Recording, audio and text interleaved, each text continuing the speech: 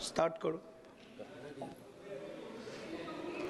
अध्यक्ष महोदय जी, मैं आपकी बहुत धन्यवादी हूं कि आपने मुझे चुनावी सुधारों पर बोलने का मौका दिया है, खासकर इसलिए क्योंकि मैं एक नई सांसद हूं, मुझे दूसरों का नहीं पता उनका कैसा अनुभव रहा, लेकिन पिछला ये 1 साल मेरे लिए खासकर विपक्ष से रिलेटेड जो है बहुत ही ज़्यादा चिंताजनक रहा है। एक तरह से ट्रॉमेटिक मैं इसे कह सकती हूँ। हर दिन इन्होंने यहाँ पे तमाशा किया है, हमारा दिल दहल जाता था इनको देखकर। एसआईआर ये वेल में उतर जाते थे। यहाँ पर इन लोगों ने डराना, धमकाना, धक्का मुक्की, ऐसा कोई इन्होंने किसी तरह की कोई बदतमीजी नहीं है जो एक भी दिन इन्होंने संसद भवन चलने नहीं दिया। हम जनता के प्रतिनिधि हैं, हम यहाँ पर उनकी आवाज लेकर आते हैं, हम कुछ सीखने आते हैं, हम नए सांसद हैं।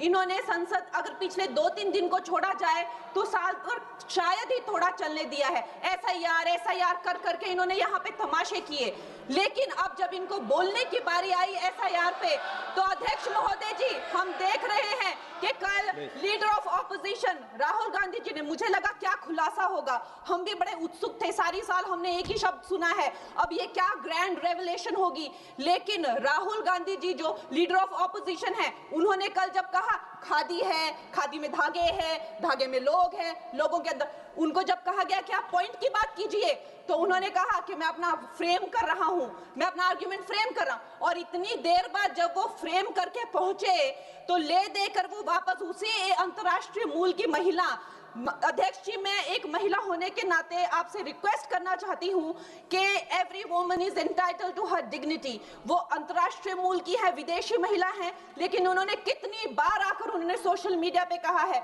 कि मैं कभी भारत नहीं गई हूं, मेरा हरियाणा चुनाव से कुछ लेना देना नहीं है। लेकिन फिर भी ये लोगों ने बिना किसी ठोस सबूत के उनका यहाँ पे फोटो बना के उन्होंने उनको उछाला, यहाँ पे उनकी तस्वीर उछाली यहाँ पर और यहाँ पर ब्लैक कार्ड यूज करना भी अलाउ नहीं है। इन्होंने फिर भी नियमों का उल्लंघन किया।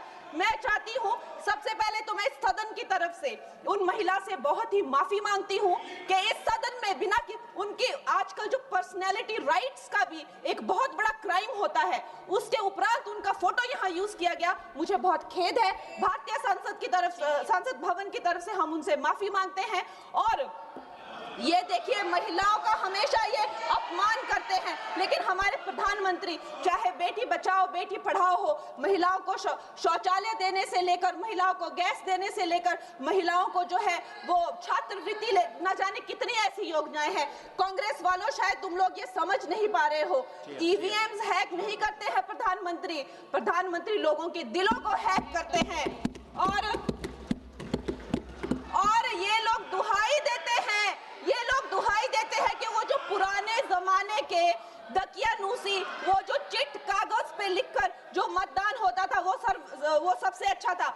ये लोग भूल गए वो दिन, आप लोग भूल गए वो दिन। इंदिरा गांधी वर्सेस राज नारायण का केस, उसको जो है इतिहास में The case that shook the nation के नाम से जाना जाता है। उस पर मैंने एक फिल्म भी बनाई हुई है। वोट चोरी और वोटों की धांधली के लिए एक प्रधानमंत्री पे एक साधारण से नेता ने केस किया था और उस धांधली में वो पकड़ी गई थी। हर उनका जो आरोप है उसमें सच सिद्ध किया गया था और रातों रात उनको कुर्सी छोड़ने के लिए कहा गया था और रातों रात जो है उनको ये आदेश दिया गया था कि आगे इतने सालों तक आप कभी जो है वो चुनाव लड़ नहीं सकते। ये धांधलियां इन्होंने करी हुई हैं और ये जो है उस टाइम के बैलेट बॉक्सों को उठाकर ले जाते थे ये लोग और आज कहते हैं कि इनको ईवीएम्स जो है वो हैक हो जाते हैं। अध्यक्ष महोदय जी, मैं इनको याद दिलाना चाहती हूँ, प्रियंका गांधी जी कहती हैं कि छोड़ो पुरानी बातें, हम पुरानी बातें नहीं करेंगे, हम पुराने लोगों के बारे में नहीं बोलेंगे।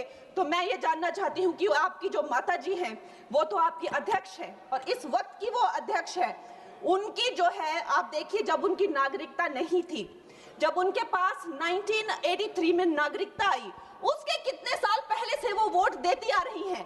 तो ये जो इनका जो परिवार है, एंटाइटलमेंट से जो ग्रस्त ये इनका परिवार है, ये प्रियंका गांधी जी को भी याद रखना चाहिए। चाहे आपका भूतकाल हो, चाहे आपका वर्तमान हो, आप सब लोग, चाहे ईवीएम हो या चाहे कागज पे लिखा हो, जब आप लोगों के चरित्र में जो है किसी तरह की मर्यादा नहीं है, आप लोगों ने कभी भी इस देश का, यहाँ की कानून व्यवस्था का, संविधान का कभी आप लोगों ने सम्मान नहीं किया हुआ है। और अध्यक्ष महोदय जी, बिहार में जैसे ही एसआईआर आया, एसआईआर लागू हुआ, हमारी सरकार ने जो है कम से कम 60 लाख से ज्यादा अवैध, अब ये जो सारे अमाननीय वोट कार्ड है, ये सिर्फ घुसपैठियों के नहीं है। कुछ ऐसे लोग हैं जो माइग्रेट हो गए हैं, कुछ ऐसे भी लोग हैं जो इस दुनिया में है ही नहीं। 60 लाख से ज्यादा। और अगर वो लोग जेन्युइन थे तो उन्होंने किसी ने तो रिक्वेस्ट करनी चाहिए थी कि भाई मेरा वोटर आईडी कैंसिल हुआ है।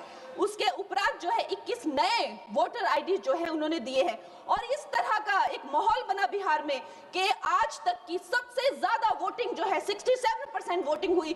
नागरिकों में ये उत्साह जगा कि जो है इस तरह की जो क्लेंजिंग प्रोसेस है वो होना चाहिए। मैं एक देशभक्त होने के नाते अध्यक्ष महोदय जी, मैं ये प्रपोज करना चाहती हूँ कि हमारे देश में जो है हमेशा महीने 2 महीने बाद हमारे जो शीर्ष नेतृत्व हो गए, सारे अधिकारी हो गए, हमारे जितने भी रिसोर्सेज हैं, हम लोग उनको हर महीने 2 महीने में इलेक्शंस में जो है पुश कर देते हैं।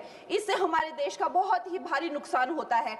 और मैं ये चाहूंगी कि 1 नेशन 1 इलेक्शन जो नरेंद्र मोदी प्रधानमंत्री जी जो कहते हैं कि एक वोटिंग जो है डेमोक्रेसी के उत्सव के रूप में, जैसे कि दिवाली होती है, होली होती है, उस रूप में मनाया जाए। क्योंकि ये सिर्फ सरकार का ही नुकसान नहीं है, 10,000 करोड़ से ज्यादा का जो नुकसान होता है सिर्फ वही नहीं है, लेकिन मुझे लगता है कि धीरे धीरे हमारे जो नागरिक भी है उनमें जो वोटिंग फटीक है, बार बार उन्हें जागरूक करना, बार बार कई जगहों से जहां वो काम करते हैं वहां से उनको ट्रैवल करके अपने नेटिव प्लेसेस पे आना और बार बार मार्केटिंग करके, it is exhausting for the whole ecosystem.